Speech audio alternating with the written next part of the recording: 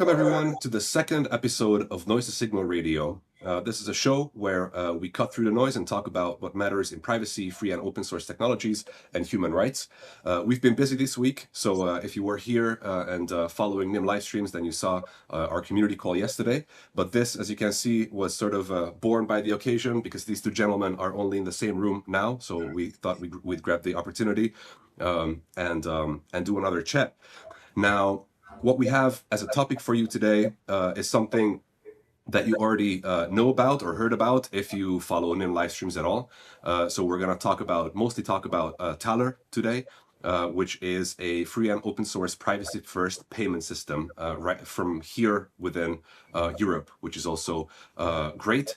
Now, for this conversation, I have with me today someone you already know, Alexis Roussel, the COO of Nym Technologies. How is it going, Alexis? It's going very well. So I was here actually during the day, and we are in the Berner, the University of Applied Science from Bern, where Christian is a professor, and he invited me to. He was making today a course on anonymity. And then he gave me the floor in front of his students to present Nym and the Mixnet, which is like the biggest existing Mixnet right now in the world. So they had a view on like how we organize, how we build this Mixnet, how it is working, and also like a bit the commercial aspect of how we built that things. So yeah, it was a really interesting presentation. Awesome. Glad to have you back, Alexi. But now on to the meat and potatoes of today's conversation. I'm really excited to have you on, Christian, and also to talk about Taler. How is it going? How was your day so far? Well, we had a good lecture on anonymity. I think the students have learned why anonymity and privacy are important. And I think they found it interesting what Nym has been doing. I think they were a bit shocked at the amount of money you were able to raise, but at the same time, of course, impressive result. I think the students are ready to now hear about Tor and Taler in the next lectures. Hey, welcome again to the call. Before we jump into our topics here, can you please introduce yourself and tell our audience what they should know about you? Well, as Alexis said, I'm a professor of computer science here at Bern University of Applied Sciences, where I'm mostly teaching cryptography-related courses, network security, and systems programming. But I'm also a co-founder of Taler Systems and co-maintainer of GNU Taler and a couple of other GNU packages. So I'm more using the professor aspect to, of course, get students to use free software and understand cryptography and privacy and do applied research in that domain, while also running the Taler Systems as a business and trying to organize the GNU Taler community. So if you had to give a high-level overview, an elevator pitch of Taler, what would it be? Well, Taler is a payment system that's based on a couple of core design principles, and there's mostly three. The first one is that we want a free software payment solution. And the second one is that we wanted to be able to pay anonymously so that you can't be tracked by your spending, not by the merchant who receives the money, not by the payment service provider. Only you should know where you spend your money. Now I should say this is on the payment system level, not on the network layer. So you can use Nym below or Taler Tor below Taler. That we don't deal with layer 3 issues, so to speak. And the third goal was to make sure that the person who is receiving money is transparent, so that the tax is being paid, the transactions are legal, and the governments kind of reasonably like us if they are, there, and they can build schools and universities and maintain infrastructure for us because we believe that's okay. So those were the three main goals we started with: privacy for citizens when they spend money, income transparency for people who earn money, and everything, as I said, with free software, in part because it's also the only way how you can achieve privacy in the first place. And of course, it's a human rights project. So we want to make sure that people have control over their computing. In terms of adaptation, or like the business goals that you guys have, what does the future look like for Taler? So if the next 5 years go ideally, then where would you imagine Taler? Oh, if the next 5 years goes ideally, I mean, then we will first have a bunch of countries adopting Taler as a central bank digital currency, and then all of the other payment systems go bankrupt. You ask ideally, right? Yeah, ideally. Because in Switzerland, it will be like replacing Twint, for example. Well, Twint, MasterCard, Visa card, PayPal, all of those, right? You know. So that's very ideally. A lot was said there. A lot was said there that is straight from my heart. So, look, I feel like Europe right now is in this also came up during my previous conversation with Elisa, the cryptographer responsible for your post-quantum transition. A few weeks ago, I had the pleasure to host her on this call, and it really feels like Europe right now is going through a bit of an awakening in a sort of geopolitical sense. There are signs of it, right? Part of this is the sort of increasing awareness of the fact that payments on this continent happen almost exclusively via Visa and MasterCard, right? Which are not homegrown systems and basically don't really serve our interests. I feel like there is a push towards solving this situation and replacing these giants with actually homegrown local technologies, which don't make us subservient to the US. You also mentioned CBDCs, which I see as one of the proposed things to replace like digital currencies, to replace Visa and MasterCard. So let's talk about all of these things in order. So how do you see the current situation of Europe in terms of payments? And this is a very loaded question. Are CBDCs the right way to go at all? That's the second one is a good question, but let's first start with the current situation. I mean, as you said, we have the existing mass surveillance solutions from MasterCard, Visa card. I would always point to FinTrack, I think it was, or TrackFin is the NSA program for surveillance on SWIFT and payment systems. So if you look at the Snowden slides, you should find TrackFin. Yeah. So we are under surveillance, and they are, of course, also using this to influence our politics, as we have seen with the International Criminal Court, where a French lawyer on the court was basically sanctioned by the Americans for prosecuting Netanyahu.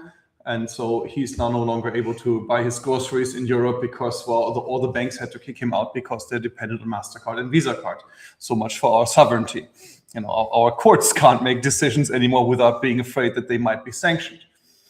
Now, there are some of these, let's say, European solutions that are coming up, like Twint in Switzerland, which on the privacy side doesn't give you anything. It's, of course, now it's run by a Swiss banking cartel. It doesn't reduce the fees either, and it's also still not free software. So we've got, and the biggest problem actually for Twint is it's really a national solution. It's not going to go anywhere else. So if you use Twint, you're not going to be able to use this in Germany or France. And in the end, for a global world, what we still want is the global payment system. And the only way you can have a global payment system that isn't controlled by some nation is its free software. And what we're also risking if we go for this route is the story of Skype. As you might remember, Skype was this European technology with end-to-end encrypted voice calls. Great.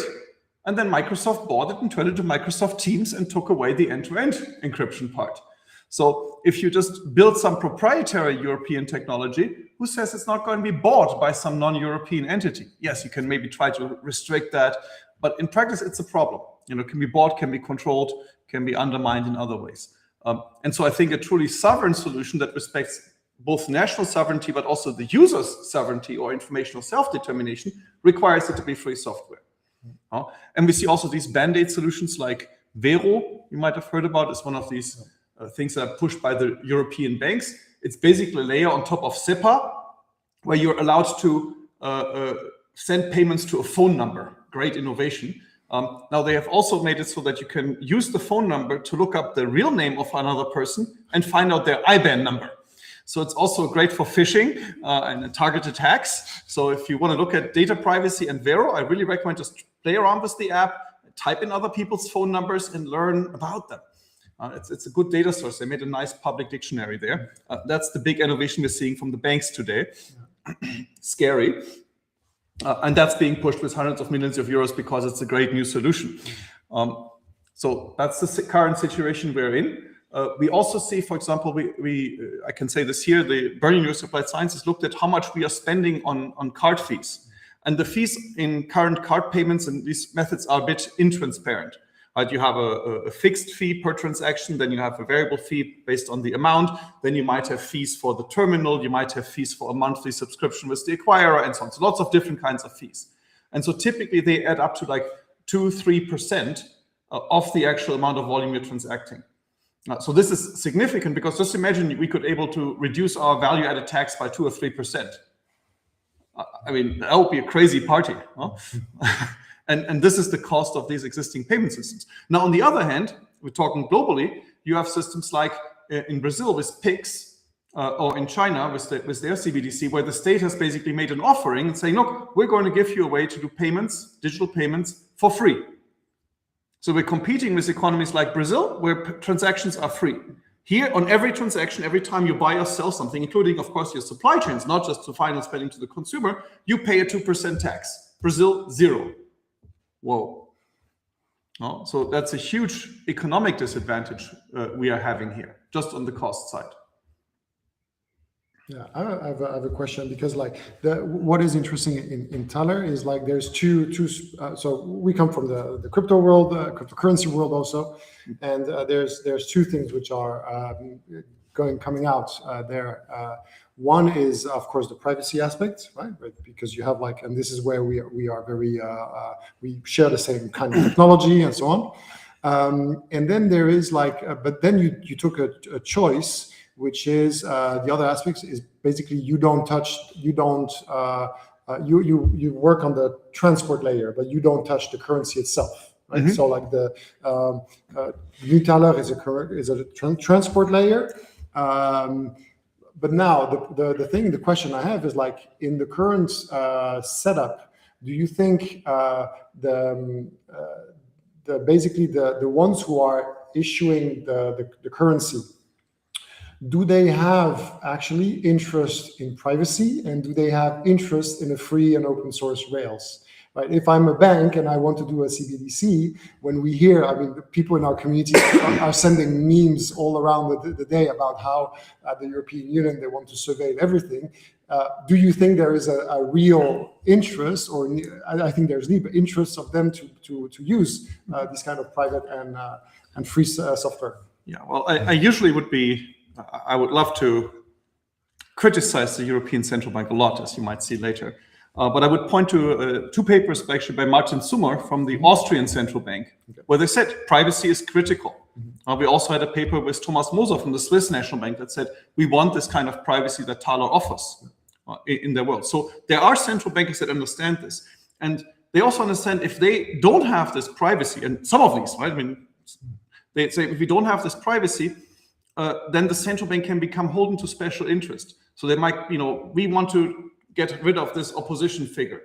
Please, cancel their bank accounts, surveil them, whatever. If they don't have that data, that's good for the neutrality or independence of the central bank. They can focus on what they want to do, namely monetary policy, and not politics in the more classical sense. And some of them also understand that data is a toxic asset, and that if you basically at the central bank know everything about everybody, you will become a target. Whereas if you don't have that data, that's good for you. So some understand this, and some are literally in the we want absolute control territory. But it's not like these institutions have one voice. Where do you put the balance right now in terms of the ones who understand the true privacy? Because there's also like fake privacy, the ones who are telling we are giving privacy, but we want the backdoor. But the one who understands it really depends. And the other problem is you also have to deal with people that are just, there are the malicious ones, and there are also the idiots. And I'm always thinking, are they that stupid or are they malicious? And I'm never sure. So, and again, it's also on the individual. Yeah. But they do make sometimes really, really stupid decisions. Okay. So right now you don't have an opinion on how this when there will be a CBDC, how it will be constructed. It's still open. You mean? Well, it depends on the central bank. I mean, there are central banks that have decided we don't want to do a CBDC. Mm-hmm. I can understand that, right? And maybe it's okay to leave this to private players if you can ensure that there's a good market.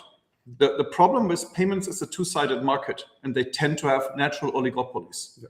And then you don't have good competition, and then you have high fees. So just like with electricity or public transportation, is this the place where you're going to say we're going to have a free market? If you can make it, if you can set the rules so there is a market, maybe it's okay. But right now the fees are hidden from the consumer, who ultimately makes the choice of the payment method, so he doesn't feel the pain, right? And then the merchant's going to say, well, we have to accept whatever the consumers are using, and so we're going to pay 3-4% because we have no choice. That's not a good working market. So if we could achieve a well-working market, maybe it's okay to leave it in the private sector. But if you have a market failure, maybe it's important to step in as a state and say, okay, we're going to at least, and I would like to have an offering that is an option. So we give citizens and business the choice. It's just a choice. You don't have to take public transportation. You can have private transportation, but it exists for you as a basic infrastructure. Which is again a difference, because the European Central Bank is trying by law to say you must accept the digital euro. Very different from you are allowed, we just offer you, you may choose it as a technology if you like. Yeah, that's a very important thing, the optionality, and this is something which is very dear to me. I work on legal concept here, which is the right to digital integrity, and one of the element is the right for an offline life. And what it means, the right for an offline life, is you have the right to choose not to use technology or not with the government. And so that's a very important thing. Maybe before I give you Sudo back the floor, I just wanted to say that so we did implement GNU Taler in Nym. For people who, we already said it in the channels, but we can say it again here. So if you go to the checkout flow, you will see down next to the cash section, because we put them in categories. So first you have the surveillance ones. The surveillance those ones are your preference. Exactly, the ones that actually people prefer. It's like this, like the people who use credit cards and Google Pay and Apple Pay a lot. So that's our. Then we have our second preferred, which are the cryptocurrencies. Monero is being pretty much used, and then we have the cash section. So we put GNU Taler basically in the cash section. Because so either people can ship cash to us to our mailbox. You can buy in euros, dollars, and pounds, or Swiss franc your VPN, or you can pay Taler. And for the small story, what we did, we integrated GNU Taler inside BTC Pay server. So if you guys online are running a BTC Pay server in your shop and you want to accept Swiss franc Taler right now, hopefully soon euro, you will tell us. But if you want to, you can actually install this plugin that we designed, set up a merchant application inside BTC Pay server, and off you go. After first small transactions, you're ready to rock and roll. So Sudo. By the way, just to mention, I don't have a floor here. It's your floor, and I was really enjoying that conversation. So feel free to do the same as going forward. I just wanted to step back for just 1 second. For those who may not know what CBDCs are, give us the high level overview from your perspective. What's CBDC? Why is it being pushed? How is it a potential solution to the problems described? I will also highlight here something that you said, just to reiterate. Basically, foreign companies are taxing most of our transactions by 2 or 3%. Just the sounds of that is really, really crazy. So that definitely needs to change. CBDC is an offered solution to this. What is it? Well, CBDC stands for Central Bank Digital Currency. There are different kinds of it. I mean, the first thing is one that we actually have had for a long time, which is when banks do transactions between banks. This is also called wholesale CBDC. And that's not something we usually care about because it's banks needing to settle with other banks. I do a transfer from my account to his account, but we're with different banks. And at the end of the day, the two banks have to settle, and then you wire the funds via the central bank and settle in central bank money. And that's a technicality nobody cares about. So wholesale CBDC is already basically widely employed in any modern economy, and nobody cares. The real thing that people are talking about is retail CBDC. So it's basically giving the ability to have a central bank liability for normal citizens. And today you have a central bank liability in your pocket when you talk about cash. Now, cash ultimately is the liability of the central bank, but you only have physical cash. And so CBDC is the idea is, okay, I give you this as a liability of the central bank in your as a normal citizen, not just to banks. And there's, again, different ways how this can be done. There is the very problematic way, which is basically you get a bank account at the central bank. Now, that is part of the digital euro. So the online digital euro is basically you have a bank account at the central bank as opposed to at your normal bank. And then the question is, what are the advantages? And I highly recommend a paper from Navarrete on this. He is a member of the parliament, not quite of our parties, on the conservative side, but he basically said, I don't know what the utility of this is supposed to be. Another bank account?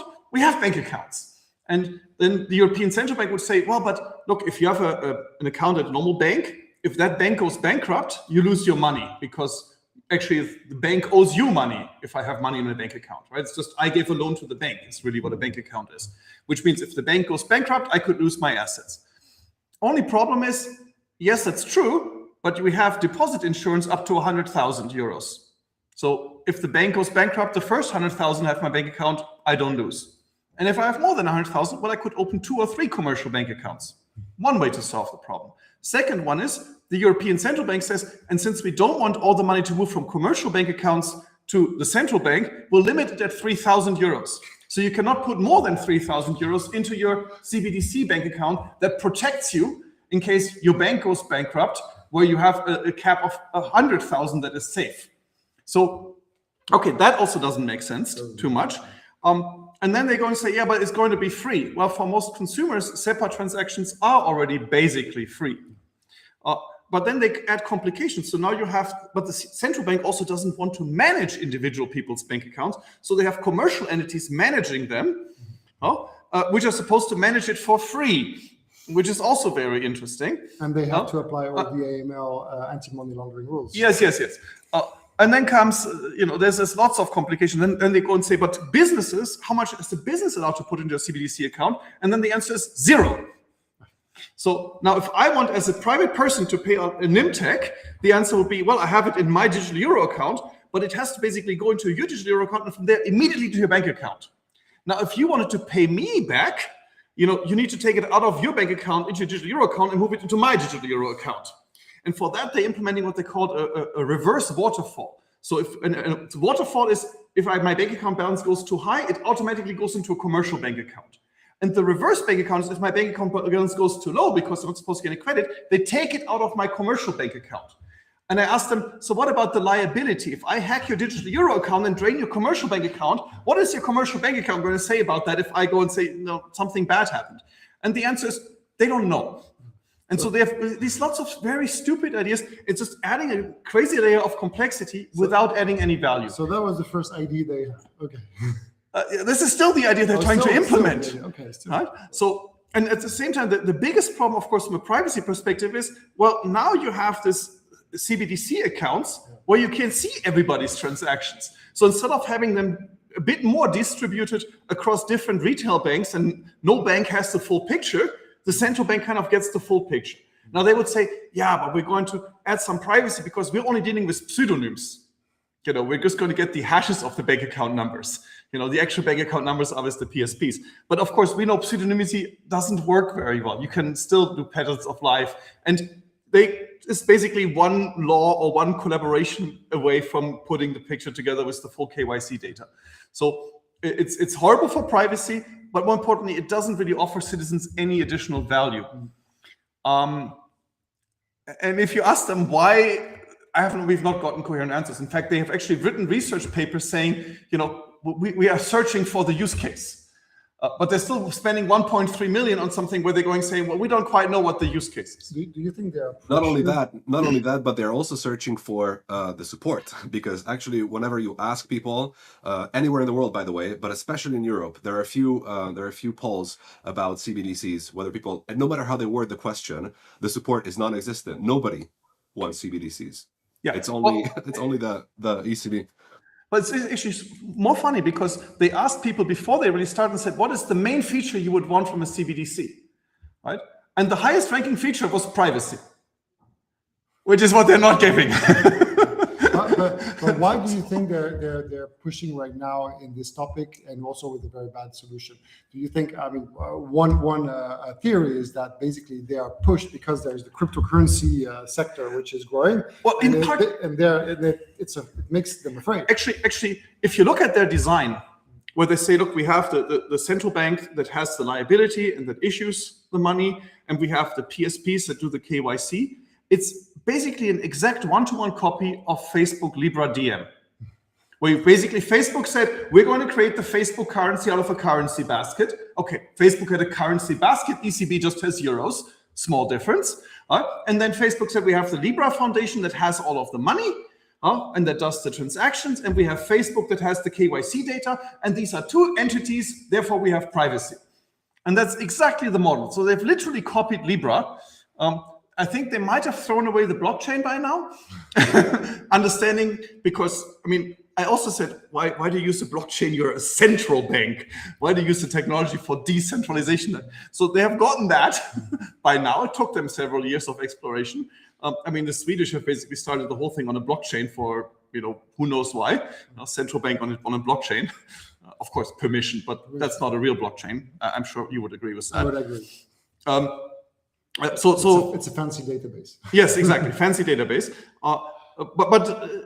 Yes, this is in part a counter-reaction to Libra. But it's also the other part, I think, is they are economists at work. And they don't understand technology. And I want to give you another example here, which is the second part of the digital, because the digital euro has two phases. One I just explained is the online one. You just get an account at the central bank. And you just go, why do I need another bank account? But the second one is the offline digital euro. And there they said, we want to basically have all the properties of cash, which is two-sided anonymity. So strong two-sided anonymity, transitive. So you can pay next person, and so on. E-cash, like a token. But full anonymity, transitive, and works offline. And we tried to tell them that there is this little cap theorem that basically said, well, if you want to prevent double spending, you need to go online. And if you think that you can prevent people from copying data, talk to the film and music industry. They would love to buy your technology. And so despite us telling them there's a theorem that says what you're trying to do is a really, really, really bad idea, comes very next to building a perpetuum mobile, and us telling them, copy protection, secure hardware, you can use secure hardware to protect your own keys against an attacker that doesn't have physical control of your phone. But the moment I take your phone, your secure element will no longer protect you very well if I have extended control. Sure. Because we have some nice lasers downstairs in the basement. We can do some good analytics and get the bits out. And so copying will be possible. And we're not talking about me in my basement copying the digital euro. We're talking about the NSA and the FSB deciding to print euros. Why not? So my general advice has been, if the European Central Bank actually comes out with an offline digital euro solution, well, sell your euros. It's my investment advice for the day. If they come up with offline digital euros, somebody will copy it. And then, well, they will not just make double spending. They might do billion spending. And so now we try to talk to them about it. And, you talk to politicians, they're going to say, but I like offline and full anonymity. That sounds like a good idea. It's a cool feature. And I'm going, yeah, infinite energy is also a cool feature. And the economists also go, yeah, but this seems to make sense. And now the interesting development that actually happened more recently is there's a paper by Katrin Trin, and she investigated 3 types of economies. She said you could have an economy where there is no privacy. Everything is seen. You could have an economy where you have the full privacy, like in this offline digital euro mythical thing, where you have, nobody sees what happens. And you can have the one-sided anonymity where I can spend with anonymity, but you cannot receive anonymously. And she actually said, okay, if I look for welfare, what's optimal for welfare, it's actually the asymmetric privacy side. Because if you're under surveillance, you might not spend, you might not transact because you're kind of forced to additionally pay with your data. So that's a disincentive to do the optimal resource allocation. And similarly, if you have full privacy, well, you're running a business. Now, your investors want to see a return on investment. If you can just put any revenue into your pocket because there is no accounting, well, why would I invest into your business? Right? Now, of course, I might go say, well, I'm going to add accounting, I'm going to add surveillance on you to make sure that you don't pocket the money, but that's cost. If it's built into the system that your income is transparent, it's very easy for your investors to be made whole because they can see if their investment paid off. So her argument is basically on the economic side, the asymmetric privacy is optimal. And now the funny thing is the European Central Bank picked the two models that are suboptimal. Economists, I tell you. Okay, and so Taler is built on this principle. Well, Taler is, of course, built on the asymmetric privacy principle, which Catherine Trin didn't even know existed. She just had this as a theoretical model, and we told her, no, we built this. But that's a good question. Is like how did she conclude it? Like in terms of like is this just a theoretical model, or did she also like have real use cases? No, I think she did some theoretical modeling. So it's theoretical modeling thing. So basically, we still have to prove that it would be the optimal. In practice. In practice, yeah, because in practice it hasn't been deployed at a scale that you could measure. Yes, exactly. So that's still, but it's exciting because I think like it's one of the no, you're still there. It's one of the maybe I think the critics.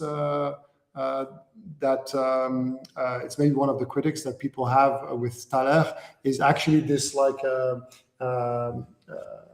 asymmetric privacy, where people will say, because it actually like it can because it's a concept which is very not known. Basically, either you are full transparent, you see both sides, because we're used to cash, right? Or there certainly is people who go and say, how can this be? You know, it's either fully private or no private, but this asymmetric is something people need to get around to understand first. No, but for example, because we had like some use case, for example, in Neuchâtel, we have this like Bitcoin ATM, and it's a community Bitcoin ATM, and we were saying, okay, let's add Taler.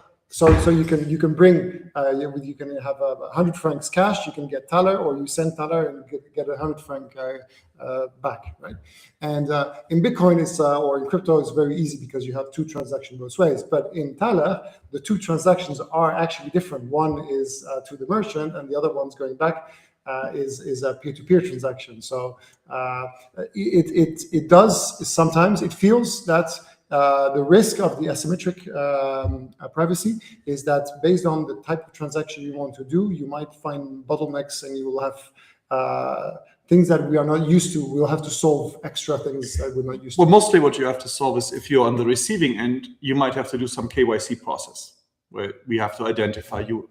Now, which process that is, of course, we don't bake into the protocol. We just say, well, you look at the law, you implement this, know your customer procedure according to the law, get the data you need to store, check the sanction list you need to enforce, presumably only the Swiss ones, not the American ones, and then you're good to go. Well, but if you take, for example, our demo deployment, where we have not enabled KYC, it feels very symmetric because in the end there is no KYC check.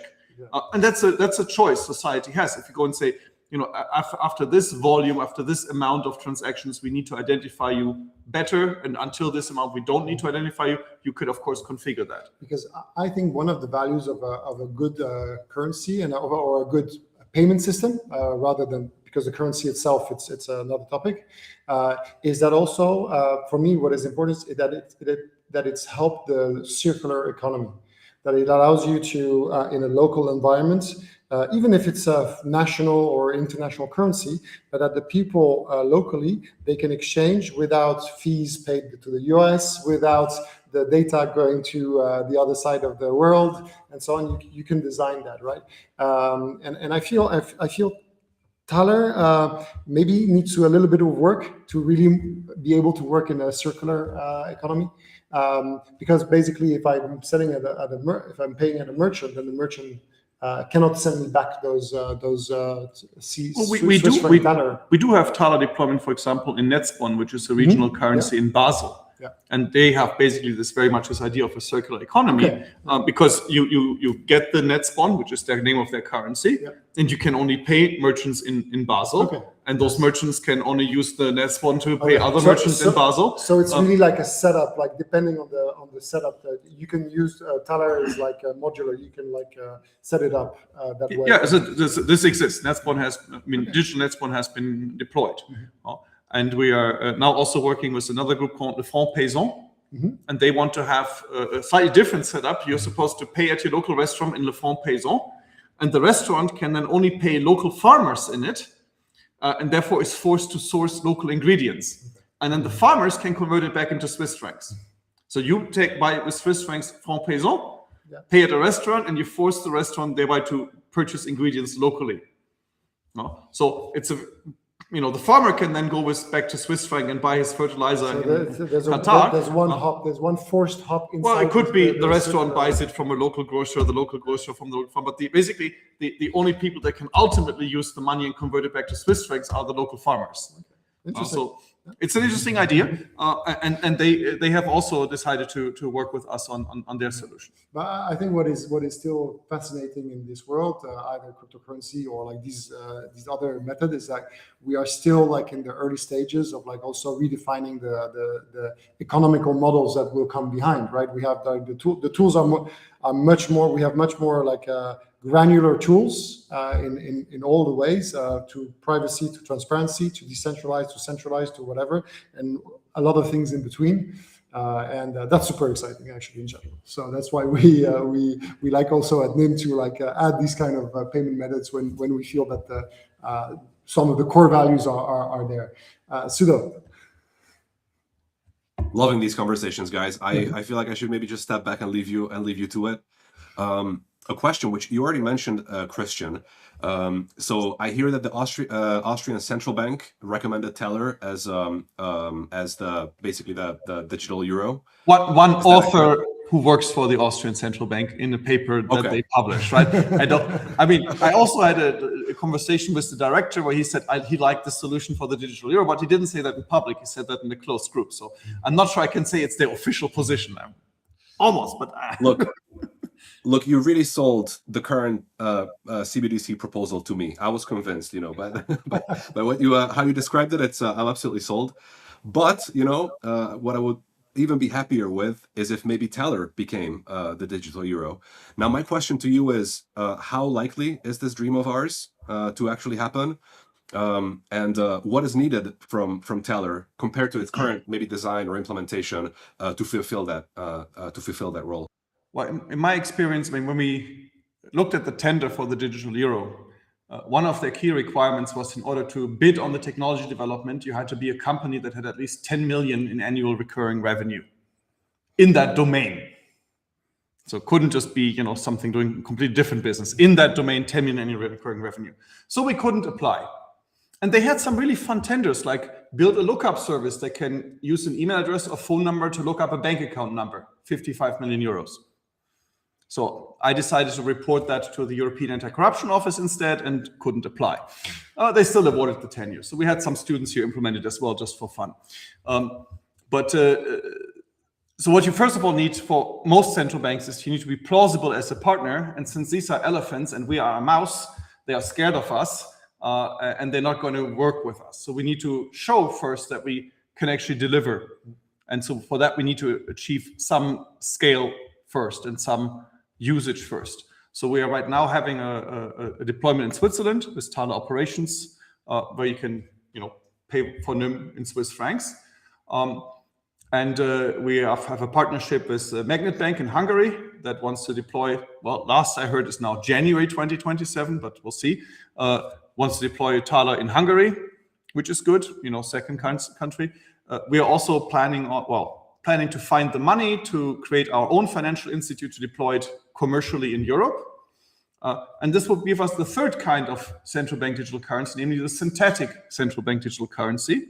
So we had wholesale, retail, now it's synthetic CBDC, which is the one where you have a private entity that offers you central bank money, but we will not basically do speculative investment with it. We'll just put it into a bank account, savings account, and unlike a real bank, we don't do savings and loans. We're just a financial institute is the plan. And so with that, we could show that this thing is legal, people like to use it, and hopefully gain some plausibility for the digital euro. So my hope is we can use the political debate that should really start around the digital euro to show that there is a better solution. And I also believe that given the horrific technical ideas I'm seeing so far from the European Central Bank, that they are either going to abandon it, not succeed with getting political approval, or just fail so badly in the market that it will just die. And then maybe at some point they're going to say, okay, our approach didn't work. Hey, but this Taler thing does work. And maybe then they will adopt us. And the same goes in Switzerland. In Switzerland, we have Twint, right? But there is, of course, pressure from retailers to come up with a cheaper payment solution. We have one in the market that is significantly cheaper, right now even free for the merchants. And it will always be much cheaper because our technology is so much cheaper. And so maybe there's going to be political pressure to go and say, look, we want the state to offer this kind of critical infrastructure for us, just like it's done in Brazil or China. We need to compete with these economies. We can't deal with this 2% tax on everything. Please help us. And maybe the political pressure will result in the state adopting the solution eventually. But first, and I think it even makes sense, look, if you're a central bank, one of the key things you have is your reputation. If people go and say, okay, this is a crazy central bank, why would they buy your money? Zimbabwe, whatever, this is the money is in part worthless because nobody trusts those governments. And so the Swiss National Bank, in some sense, wisely decided, we're not going to lead this because leading it is risky. You might pick the wrong technology. You might not understand what you all have to consider. So let's have other banks do the lead. And the European Central Bank decided, well, we are going to be so big. We are so great. We're just going to do it. I predict it's going to be a train wreck. But picking us at this point is, of course, also risky. It's a small company. The technology isn't proven in the market and so on. So I understand that they might be, not exactly eager to talk to us, especially the bigger central banks. So we're trying to talk to some smaller ones, and of course showing commercially that the technology works, and maybe that can build a convincing argument for the retail CBDC case. But then again, if it doesn't happen and we stick with a synthetic CBDC where a private entity offers the service, that's okay too. That gives you competition possibly, which is a good thing. If the market works, but it assumes that the market works, and today the markets don't work very well. Yeah.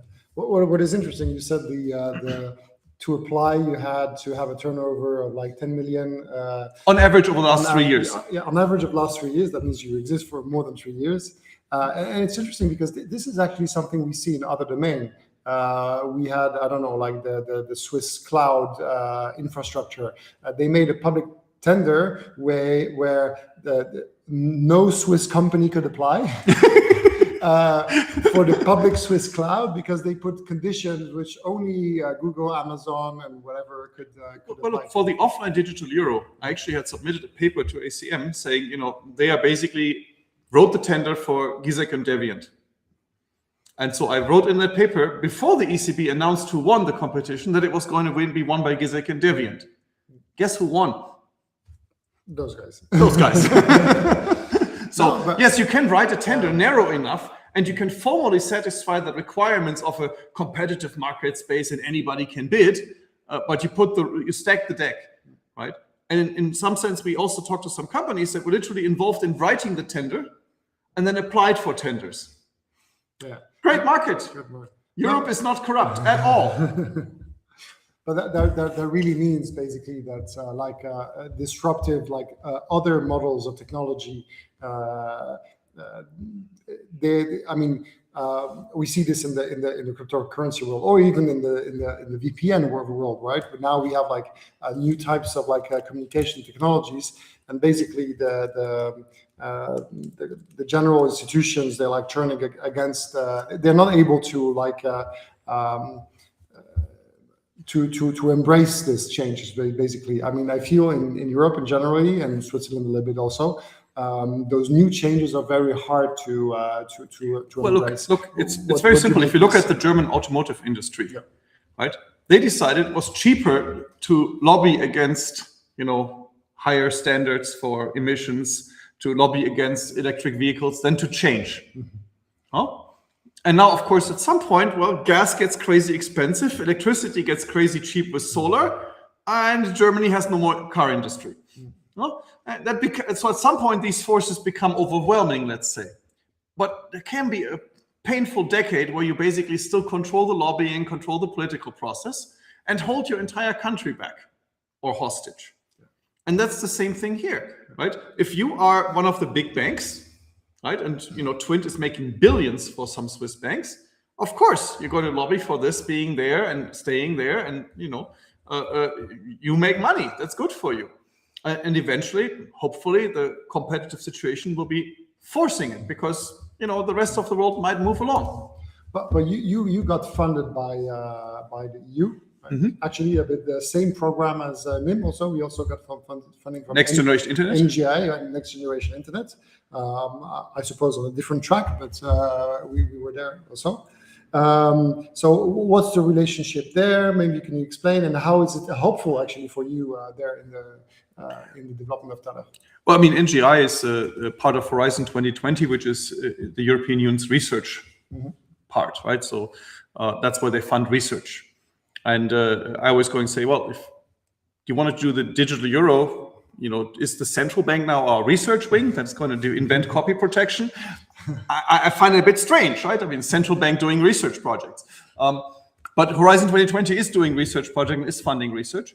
And as I mentioned at the beginning, I'm both, founder and professor, which of course makes it very natural for me to go and look for research funding, since there's also, of course, a lot of technology development in here. And so we got various grants under the Next Generation Internet.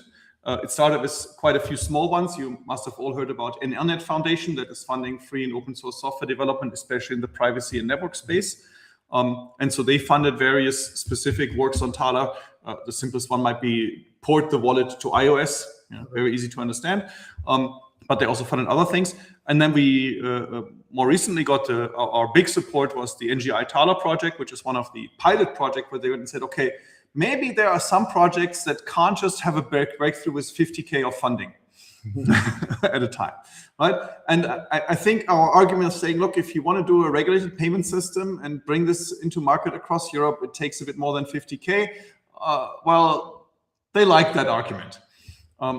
And so we built a consortium with a couple of universities, including Eindhoven, working on post-quantum cryptography. So this is where Elisa works. Yes, this is where, yeah, exactly. With Tanja Lange as our coordinator. We also have security auditors like Kurt Blau in the consortium. We had some people doing usability from eSeniors in France.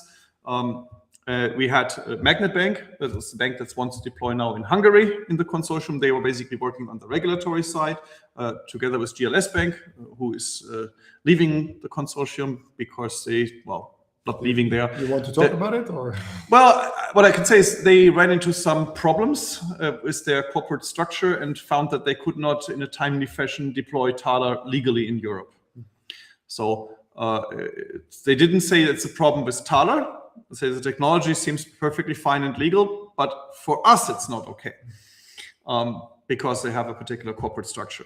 And so that took them some time to find out, lots of talking to compliance people. And so in the very end, they decided that they couldn't deliver under it. And so we're now trying to create our own financial institute to replace basically the what GLS had been doing.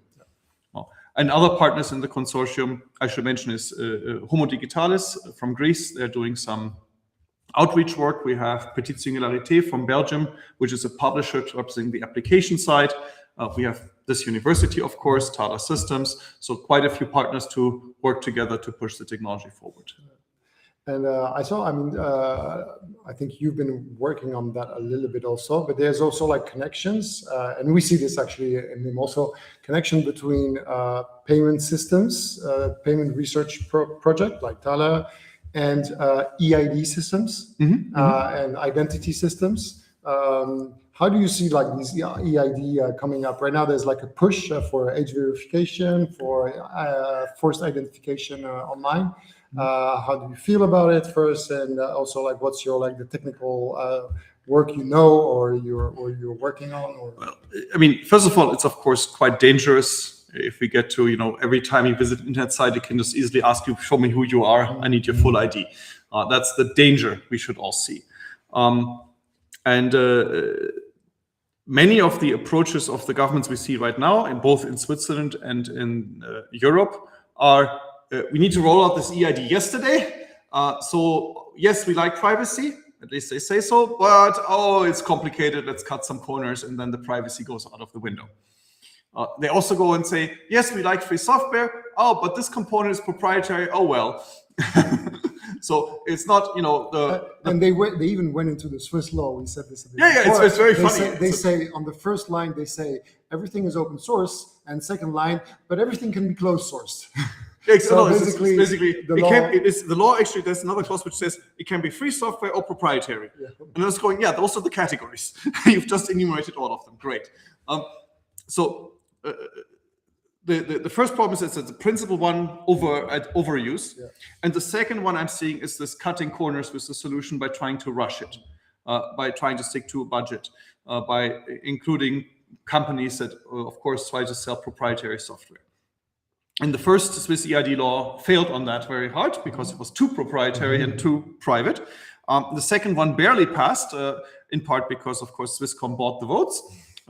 But at least it is better in that it is more free software in there. And, there's still...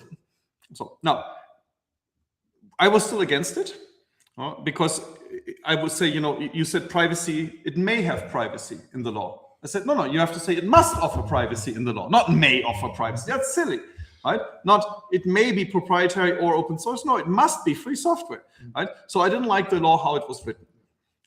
Now, on the other hand, that doesn't say that if the EID exists for a payment system, we couldn't use it. Because our use case, in some sense, where you're going to say, look, we have a government mandate to identify the person. And the government says using the EID is okay, and we only collect the data we must collect for the government, and we only use it for the purposes the government mandates it to use it for, right? So this is, we can only either not be legal or do this. And then it comes, okay, how do we make this convenient for the user? And that's, of course, also good for inclusion. If most people can do it, they can use the solution that otherwise gives them good privacy. If it's hard to use, well, they might still use their credit cards, which is worse. So we actually have an implementation, you can find on the KYCH Git repository, that provides the KYC process for Taler with the Swiss EID. And it's very simple. We basically show you a QR code, you scan it with your EID app, you say, share my attributes, it gives this what you're sharing, click on confirm, we have it, you're done. So it's a beautiful process if it works. But that doesn't mean it doesn't have problems, because it could provide better privacy. It doesn't offer, generating a pseudonym for particular vendors. It has a proprietary onboarding process. The onboarding process they're designing isn't as secure as I would like it to be. But that doesn't mean we can't use it in this domain where we're legally mandated to use it. And I think the case I'm afraid of is people using it to get information from customers that they otherwise shouldn't get, wouldn't be entitled to, or that customers wouldn't easily part with. And so this overuse of identification everywhere is a problem. Now, the funny thing is, I've also heard the argument, well, all of this pay for everything online, when I say micropayments with Taler, all this, everything commercial, everything capitalist, is also horrible. We need to stop paying for everything. I find some sympathy with that too. So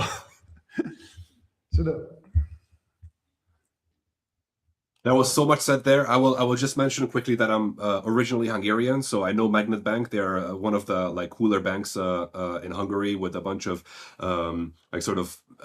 what's the word I'm looking for? Non-standard sort of new wave solution. So it's very cool to hear that you guys are working with them. I can disclose one thing. Magnet Bank is also a bit special compared to all of the other banks I talked to, in that they actually run their own infrastructure.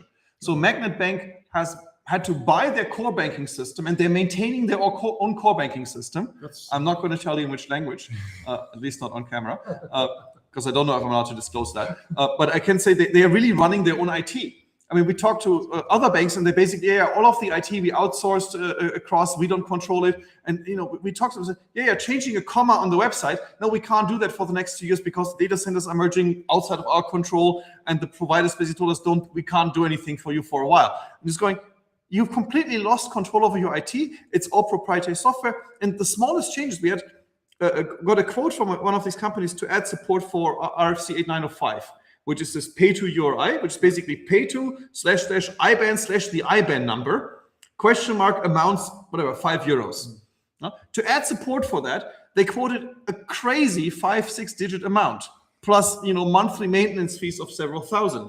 And it's just, whoa, I mean, it would take you half an afternoon, with AI maybe half an hour, to do this.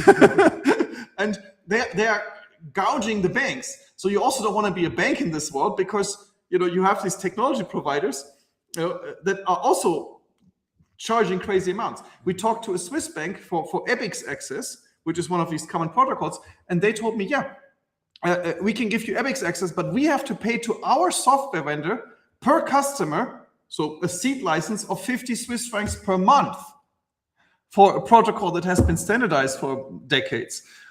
So it's completely crazy what the banks are charged by the IT providers. But that's coming back. And Magnet has their IT in-house under their control, and they have IT staff that can actually program. That was the point. Yeah, but just coming back on this thing. Bitcoin, for example, when it has been designed as a clean slate, right? Mm-hmm. So Satoshi wanted to do the new currency of the world, and somehow new payment system, and he started from scratch by solving and he invented double spending, the tool to avoid double spending. Taler, you are not reinventing the money part. You're reinventing the trail part, right? Like the payment part. So that means you're also importing all the backlog, the history, the regulation from what is going to run on your system. How do you and this is why you built in some of the KYC features and tax features and whatever. Because sometimes do you feel it's possible, or is it should we do it basically? What is it? I mean, this is maybe where I'm a bit more troubled, let's say. Well, I mean, I personally think it was a mistake by Satoshi, but maybe a technical necessity, but certainly not something desirable, to combine currency and payment. So saying I have one layer that deals with how currency is created, how it's managed, what interest is there, whatever, and having a separate layer that does only the transactional part is good. I mean, in some sense, Lightning bears me out there, even if you're a Bitcoiner, because Lightning doesn't do money creation, it's just on top. Yeah. And you could put Lightning on top of tons of blockchains, because it's just a payment layer. And in fact, you can even put Taler on top of blockchains. So that's technically possible. And now, yes, of course, us interacting with this, you might say, legacy world is usually painful. But it's usually a bit more painful because it's often proprietary software or horrible protocol designs. But we usually deal with it by having an abstraction first. So we have our core technology talks to some REST API that's supposed to allow us to do outgoing transactions, do incoming transactions. And then we don't really care how this works in detail. And then you have one person who has to suffer through dealing with EBIX and its atrocities. And he has to also deal with the atrocities of the Bitcoin protocol. But that's isolated. It doesn't have to permeate through the rest of the system. And the same goes for the KYC. So we have KYC, or know your customer, maybe I should spell it out, processes where if you cross certain thresholds or perform certain actions, we have to identify you. And now at that point, we basically, we have to collect data about you. And we can have some plugins that talk to commercial APIs for KYC processes. But the main one we're actually using is just OAuth 2. And so the Swiss EID, we integrated by having the KYC service implements the OAuth 2 protocol. So we only speak OAuth 2, and OAuth 2 gives us the KYC data.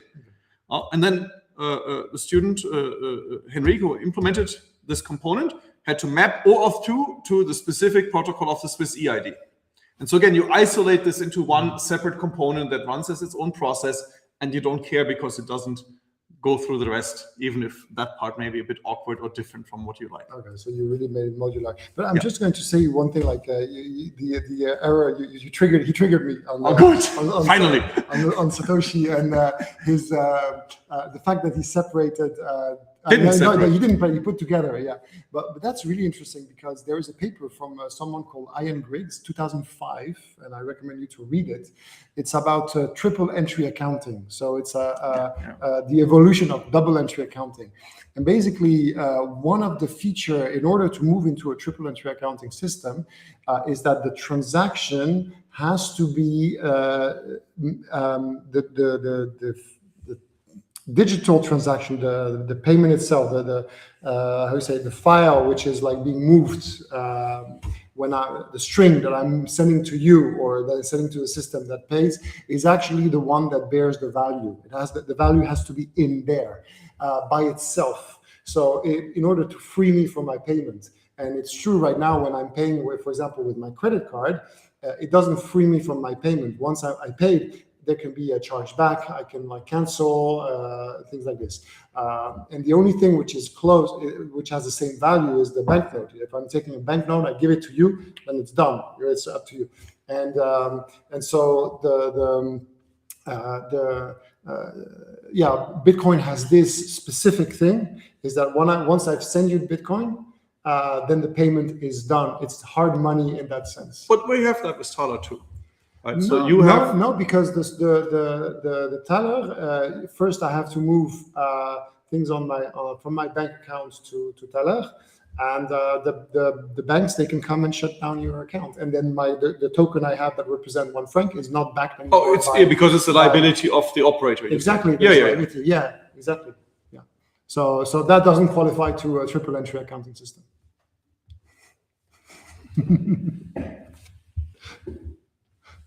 I can listen to the two of you for days. So whenever you stop, I'm just gonna throw in a question, and otherwise, just go on with the combo.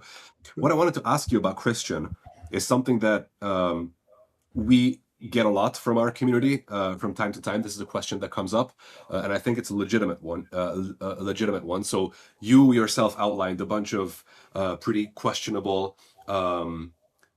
both actions and sort of philosophies when it comes to the EU and its approach to privacy. Our advisor Bart Pernille, he likes to say this, and I like to repeat it because it's such a good framing, that the EU has two faces when it comes to privacy, right? On one hand, we have GDPR, which is, it has its issues, but it's still a trend-setting regulation in that area. And on the other hand, you have the push for CBDCs, you have age verification, you have chat control proposed again and again and again. So this makes privacy-focused folks very, very wary and sort of like distrustful towards the EU. And we even get the question, and sometimes sort of the accusal or accusation that we're funded by the EU, so we can't be trusted. So I wanted to ask you for your position on this. What do you think about the relationship between the EU and privacy, and also do we have any reason to not trust you because you are funded by the EU? Well, first of all, I would say when you talk about the EU, that already doesn't exist, right? You have different departments in the EU that are staffed by different members, and the same goes for the ECB. We have people in the ECB that I believe are very supportive of us and that actually know what they're doing. They contacted us first before they started with the digital euro. Some guy in like 2017 contacted us and said, "Hey, you've got this cool thing. Could you explain this to us?" So there are people in there that really like privacy. There are people in there that hate CBDC inside the central bank. And the same goes in the European Union. If you talk about the European Commission, you have people that are there because they believe in privacy, because they believe in free software, they want human rights. And then you have other departments or other people that have other objectives, let's just say. And so the idea that this is one monolithic thing where everybody thinks alike, I'm not sure you can find this in the Trump administration, and certainly not in the EU. So don't consider these institutions to be monolithic. I don't think even the leadership has that much control. They probably don't even want that. And then with respect to the funding, it's very simple. We wrote a proposal, right, where we said we want to build this system, and this proposal was written by me, Tanja Lange, and other researchers, where we said, this is what we want to do. And they just said, okay, if you do this, we give you money. And they have basically no influence on the execution. I have never seen any negative direction from them. What they have done, however, is, for example, put us in touch with the Digital Market Act people when we said, look, we have problems with Apple and NFC. And so they put us in touch with the people who are working on the Apple case. And we gave them some information about what Apple was doing. They put us in touch with people at the European Central Bank, which resulted in, let's say, a very heated discussion with a person who I think we should feel a bit sorry for, because he was the technical person who had to defend what they are planning on doing. And he was basically saying, but look, I'm this big, I can tell my boss, but I can't guarantee you that he will listen. So they were trying to push us forward and get us in touch with the right people. So they were supportive, but they were never in any place have they suggested anything that would not be fully aligned with our values, the people we interacted with. And I think the biggest guarantee is that all the work that you've done is like open, is free Well, that's the other thing, of course. I mean, you can look at what we are actually doing, and if you find anything where we don't do the best we can do for privacy, please send us a patch, right? And if we don't take it, you can go loud. Then there's two possibilities: either you're an idiot and people will laugh about you, or people will complain to us about us being bad.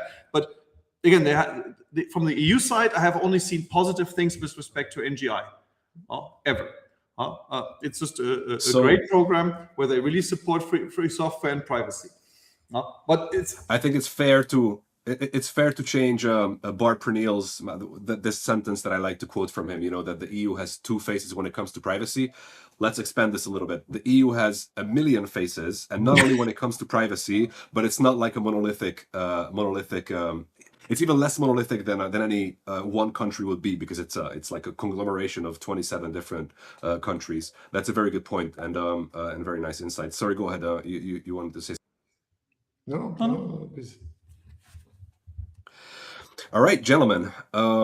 This, I think, could bring us to the end of this conversation, but I can't jump into the community questions before asking about the future of Taler. So we already spoke about it in various ways, and my understanding is that currently Taler works in limited scenarios, right? On the Nym website, you can already use it if you're in a region where you can use it from, but it's not yet implemented for Euro transactions. It's not yet implemented like Europe-wide. So I just wanted to ask when that's going to happen foreseeably, and also whether you have global plans to do it, to implement Taler for payments with all kinds of other currencies. If so, which ones are the first one you would target after the Euro? What's the future looking like? Well, what I can say is we got an invitation from the Embassy of Sierra Leone to visit Sierra Leone and to talk to Central Bank of West Africa, in part because we also have some interesting usability features for people that are illiterate or enumerate. And so maybe something in Africa might happen. I mean, theoretically, it could happen before the Euro. So that's for going global.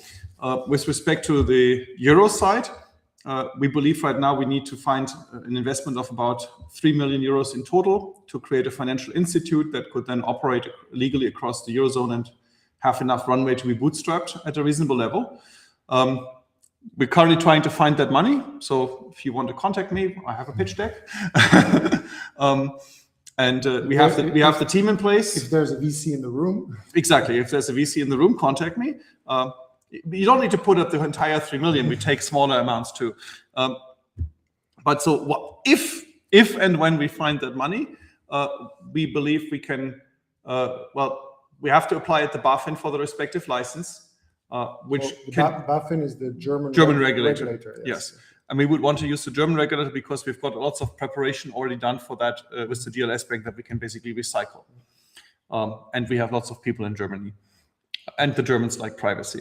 So there it should take probably around 9, 12, maybe a bit longer, could be worst case, maybe 2 years to get the license. You can't rush the regulator, so I can't guarantee that will be successful at first try, but theoretically it could take 9 months.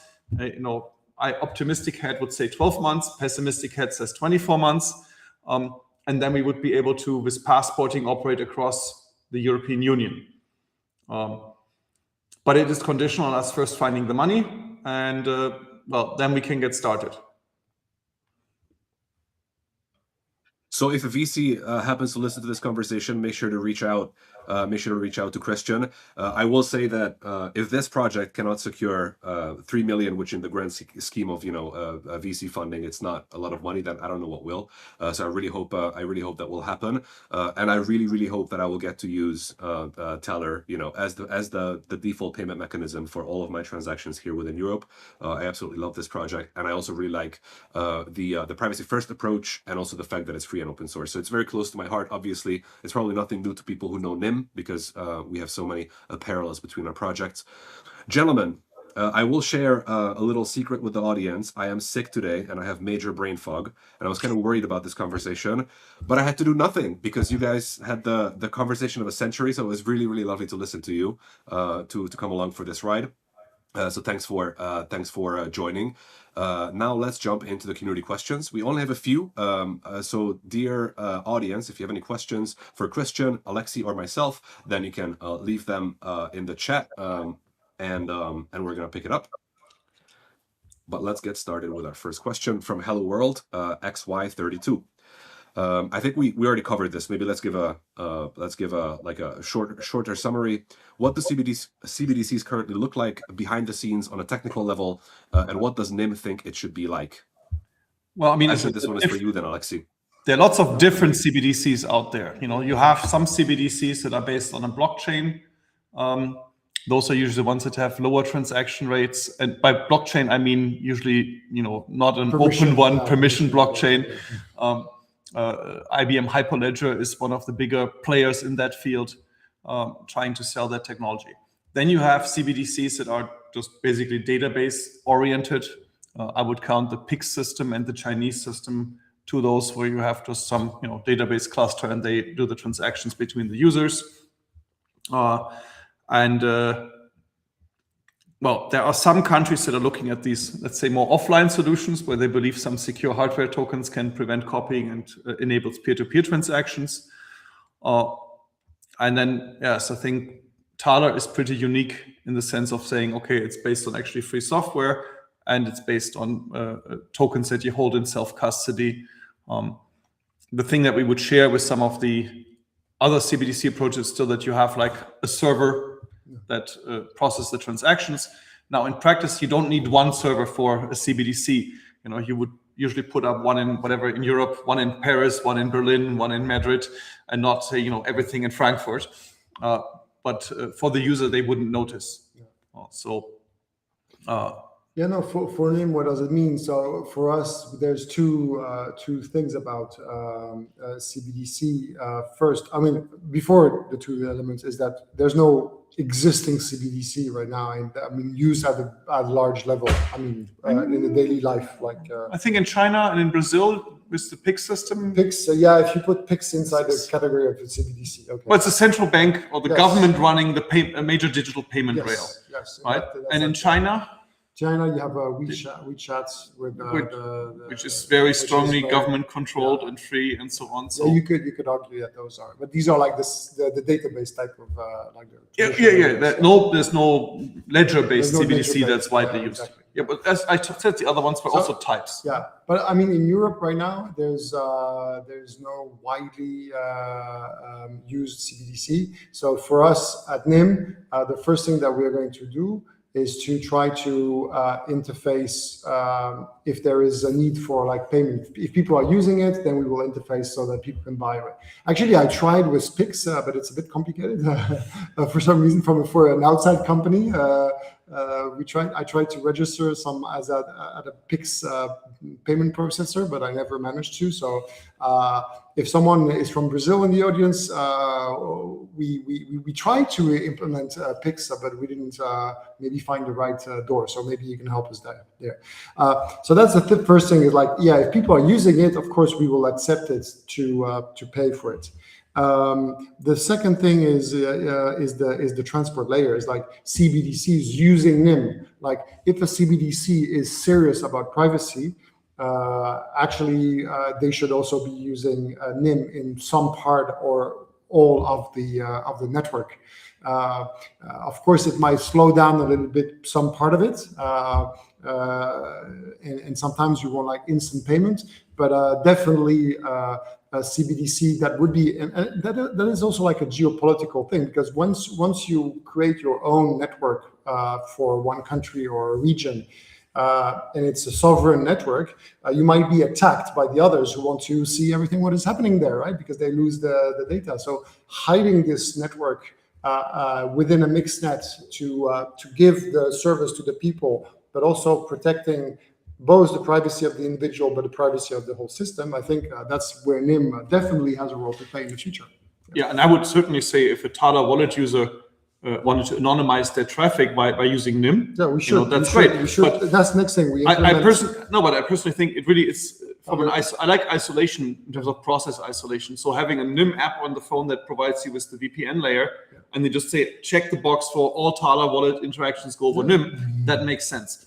And the Taler wallet also doesn't, we don't look at IP addresses or anything like that some of the banks do to secure transactions. So we fully go, you want to use Tor, you want to use Nym, that's all great. And we also make sure our packets that we're sending are reasonably small. Yeah. So I think you say, well, okay, maybe you add 200 milliseconds of latency to the existing, 5 milliseconds of latency, but that's for payments still completely acceptable for most users. Yeah. So yes, I think it's a good combination for people that want to have more privacy to use this in combination with Nym or similar technologies. And that's we have to work on it next is Taler over Nym. Now that we have Taler for Nym, it's really funny that you Taler over Nym. Right. It's really funny that you arrived at this. I mean, you have the VPN app, and you're able to basically grab all of the traffic of other apps. But we could even imagine like more gentlemen available. But Sudo. Let me bring the next question, because actually you sort of already halfway answered it. So let's answer it properly. Does Taler need Nym for network level privacy? It was. You were just. I would say it could use Nym for network level privacy. Need is a bit strong. You could use some other VPN in principle for whatever properties that other VPN gives you. You could use Tor. As I said, network level privacy is for us out of scope, because there are other projects that are working on that. And I've already taken a huge cake for myself, so leave other cakes to other people. But yes, I think the combination makes sense. Right, so if you in our case, you would still leak your IP address. Now, it may not be always as bad as it sounds, because, for example, when you do make a payment, you're mainly interacting with the merchant backend. Right, so if I'm in the pizza shop and the pizza shop hosted locally in the best case, or Nym hosted locally, well, I'm interacting with Nym, which and then Nym interacting with the payment service. So the payment service doesn't even see my IP address at that point, because I'm mostly interacting with the merchant. But you're supposed to protect the anonymity of the customer to the merchant. Well, but my assumption is I'm in the bakery shop and I got a DHCP address from him on their open Wi-Fi, and so it doesn't matter. Right? And of course, I randomize my MAC address. Okay. Right? So the bigger problem is also have to wear a face mask. Yes, exactly. And the heat's. Well, that's why I'm always saying that. So and Richard Stallman, for example, he said, well, we also have to make sure that the merchants support shipping to anonymous mailbox addresses. Of course. I'm going to say, yeah, if you buy something via Taler and have it shipped to your home, that would leak your address information to the merchant. And so, yes, but it's a separate problem. Right? And yes, if you want good privacy, you want to make sure your shipping address isn't there, your IP address isn't there, and so on. But we only deal with the payment layer. The other problems have to be solved by other providers. So that's a yes. All right. Thank you for the answer, and thanks for the question, Visible Dust 7273. Next one is from Ginny. So Ginny's asking, Building Taler or teaching as a professor, what work do you like more, Christian? Oh, there are days where I love both and there are days where I hate both. So, there are the times where, I don't like grading. That's not fun. It's like getting your own exam. I have to fail the student. Why did they not get this? This is not good. Right? And then on the business side, there are things I have to deal with, things that are just not fun. Fundraising is one of my least favorite activities. Dental work or fundraising, which do you prefer?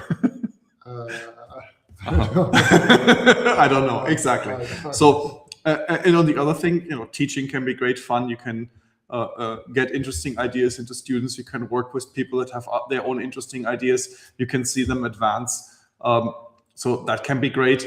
And at the same time, I'm a free software person. I like writing software, I like building things. And so both are great, can be great, and both have their points where you're going to say not so great. But overall, the best thing is actually that I have the ability to mix and match a bit on the day. So in the morning we did teaching, in the afternoon we do business. Excellent. Thank you for that answer, and thanks for the question, Ginny. Next one is from Rimim J. Sorry.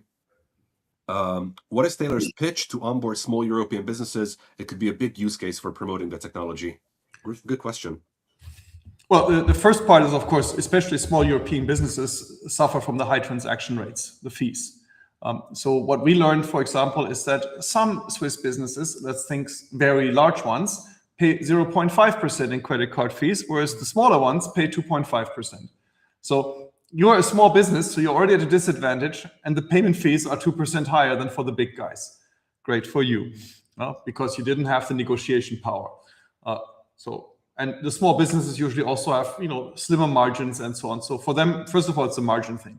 Second thing is, of course, it's free software, which means the integration is easy. You're not making yourself dependent on one particular vendor. So if we turn evil, Alex can go and say, I'm going to create another company, take Christian's stack, run the payment system, and lower the fees.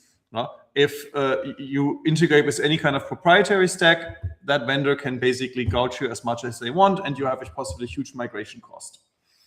Third thing is, we believe the privacy actually makes the system more usable for people, because they don't have to identify themselves to make a payment. You just have to tell your computer, pay. You don't have to do a multi-factor authentication against some other process. You don't have to wait for an SMS to do any kind of complex authentication process. And so it becomes easier for your users. And then the other very important thing is it's instantly final. You don't have to worry about somebody saying, oh, but my credit card was stolen, my identity was stolen, there was fraud. No, it's final. It's like cash. You got the signature, it's done. Okay, short of us going bankrupt, as you mentioned, but hopefully, segregated asset banking laws make that less likely. But the lack of finality and the possible costs. Tanja Lange, when she started with Taler, said she was organizing a conference. And she had to deal with lots of problems with people trying to do card payments via Stripe, lots of disputes and so on. Just saying, this is a crazy amount of extra work I have to do just to deal with the payment layer. So it makes it cheaper for you in various aspects, work, dispute, fees. It makes it easy for your customers to pay. And another work aspect I should mention is also privacy law. If you don't have the data on your customers, well, forget about GDPR. If you don't get processed card payments, forget about PCI DSS, the Payment Card Industry Digital Security Center. We don't audit our merchants for what they do with their data because they don't have any private data. They would come from Taler. So you'd have much less things to worry about. So those are, I think, good arguments for European businesses. I'll really say one of the arguments, the ease of implementation. So we did it for integrating into BTC Pay Server, building a plugin. That was one example. I already mentioned this. But in Neuchâtel, where we are, there was another project called Bebop, which is a kind of like self-hosted Shopify, which is also free and open source software. And they also integrated Taler in a very quick way. So it really matches. Like when you are putting Taler, which is a free software, into another free software, the integration is very easy. Yeah. Another example is Pretix. They actually did it in 3 days. Okay. So which is a ticketing Oh, e-ticketing. Pretix, the ticketing system. They integrated also. Yeah, they have also Taler Okay, plugin. amazing, They did amazing, it in 3 amazing. days. We should start looking at this pseudo Pretix because it's maybe used by lots of conferences, but also in the crypto world. The Monero people are using it, and we use it for CCC. Yeah. I think I know it. Yeah, I think I've seen it on one of the conferences I went to. Yeah.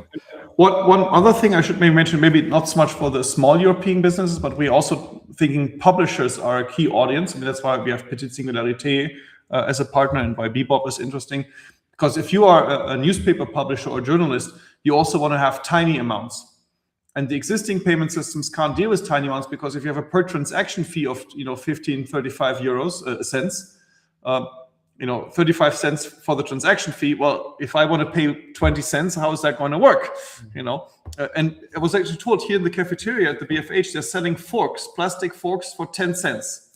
But then they pay 35 cents fee. So they actually lose money if a student just buys the fork. So now imagine you are a digital publisher and you want to sell your newspaper articles to millions of readers. And hey, it's a digital article that people read in 2 minutes. Are they going to pay 5 euros for it? No, but they might pay 5 cents or 10 cents for it.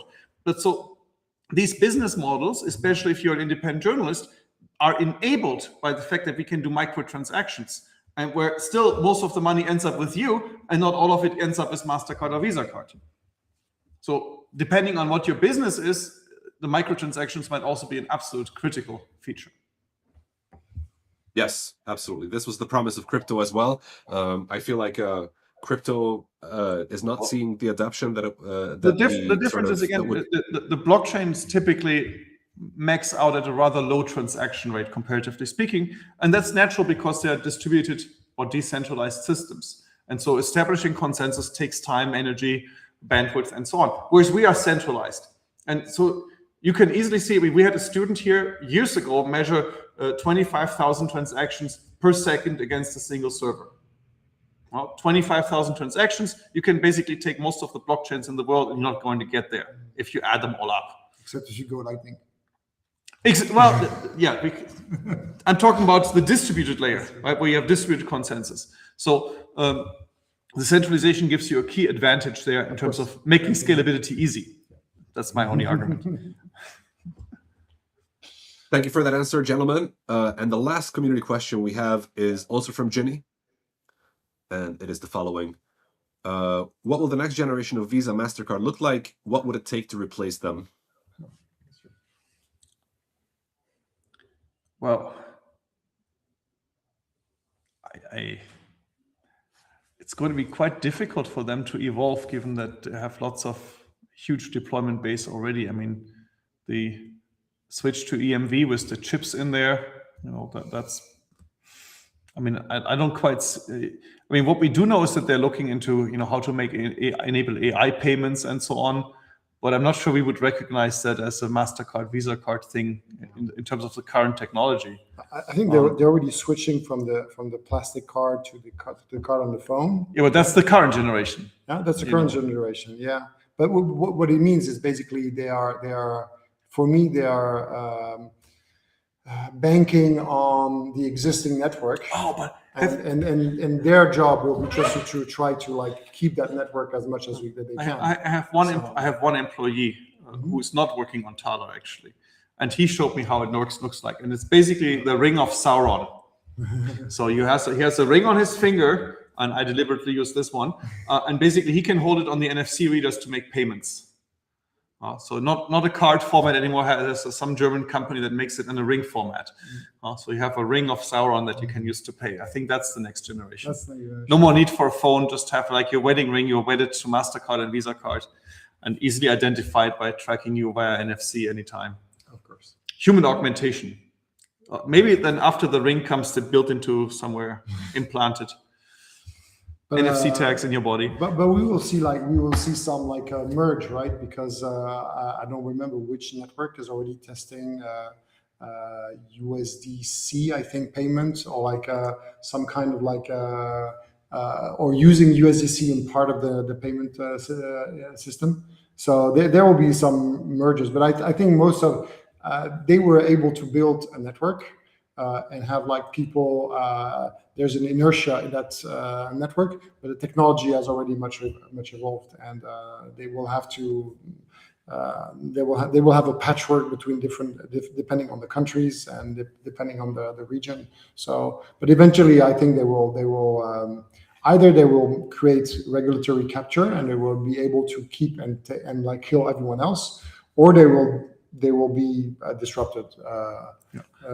Definitely, because basically at one point the decentralized network that we're building, or the peer-to-peer network, whatever it is, or even like the distributed network. Because I think that's interesting in terms of like the network. I was seeing Taler more as a federation type of network, as Bitcoin is peer-to-peer, as a CBDC would be a centralized network.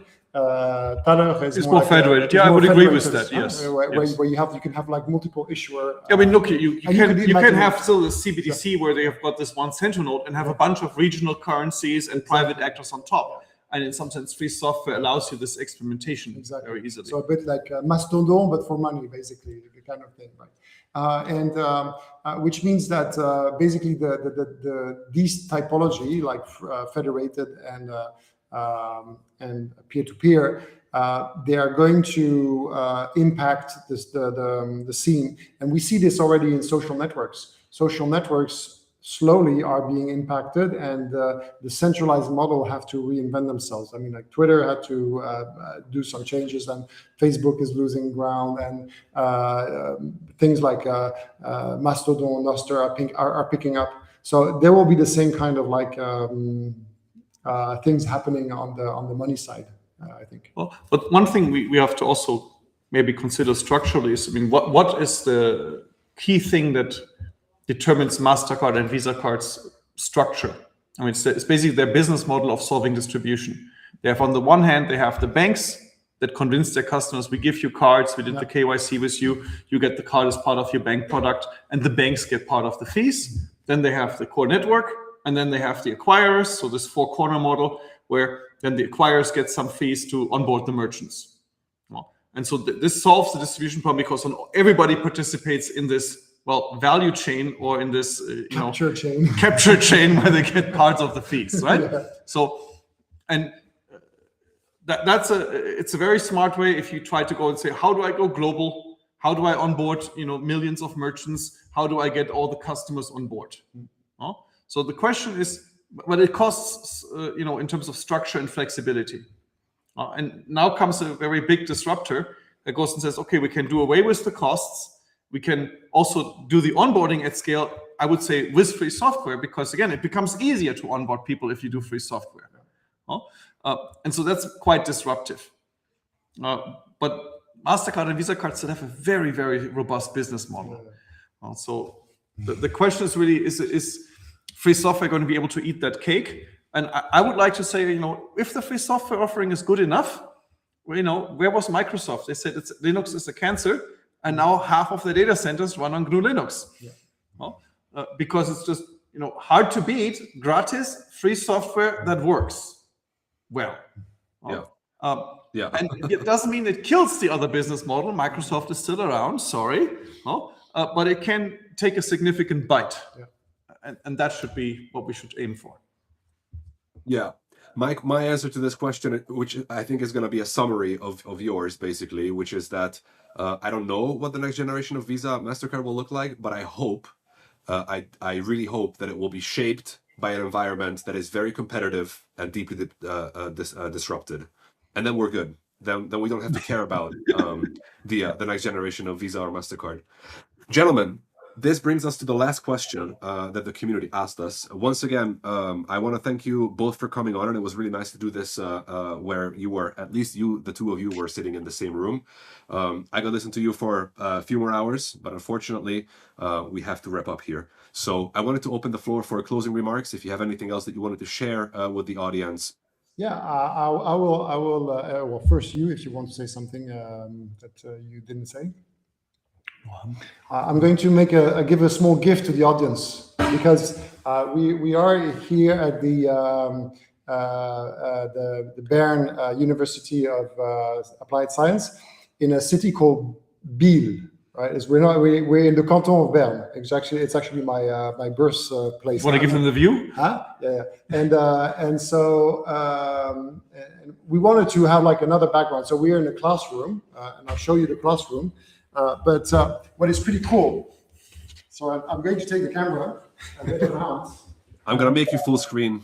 Okay. Oh, you can make it full screen. If you can make it screen. So this is not just like you can see it's a classroom, but it has like one of the most beautiful views. Let's see if it works. Try to help you a bit. Yeah. So I can see making sure. There's the microphone. I think you unplugged the camera. I unplugged the camera. Oh no. We lost your video feed. Oh no.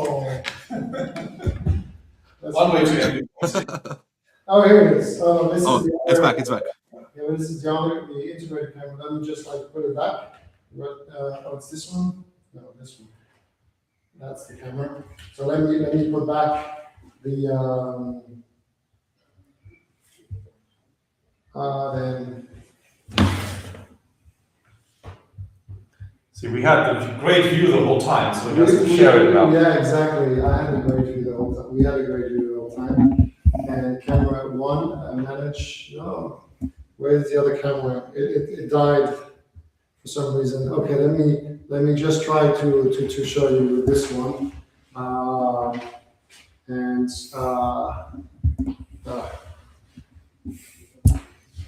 No, we don't see it anymore. Go closer to it. Yeah, go closer to it, and then it will find the. I cannot go closer because I'm blocked with the cables. With the cable. So sorry, failed experiment. But it's a beautiful view it's a beautiful view of the city and on the Alps and. You can take some pictures and attach them afterwards. Exactly. We'll try to. Yes.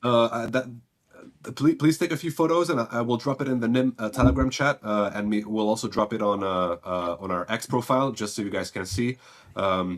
Yeah. So once again, big thanks for joining. It was lovely to meet you, Christian. I hope to have you back on one of these calls one of these days. And I really, from the bottom of my heart, I hope that that Taler will be like adapted, and it will become a major payment solution in this current environment that we live in. That will be absolutely lovely. Alexis, was great as usual. And to our dear audience, big thanks for the attention. There's only one last thing that we need to do, of course, as usual. There's a little bit of a tradition here on Nym community events like this one. Those who hang out with us get a little NFT to commemorate. So you need to go to the usual place, which is nym.com/go/poap. A link will be shared in the chat. And you need to answer enter the password with the same spelling, privacy by design, capital P, capital B, capital D. This will also be sent in chat. If you have any issues claiming, then let us know.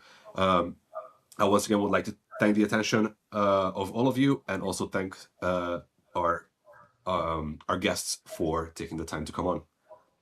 Oh, thank you. Have a great day.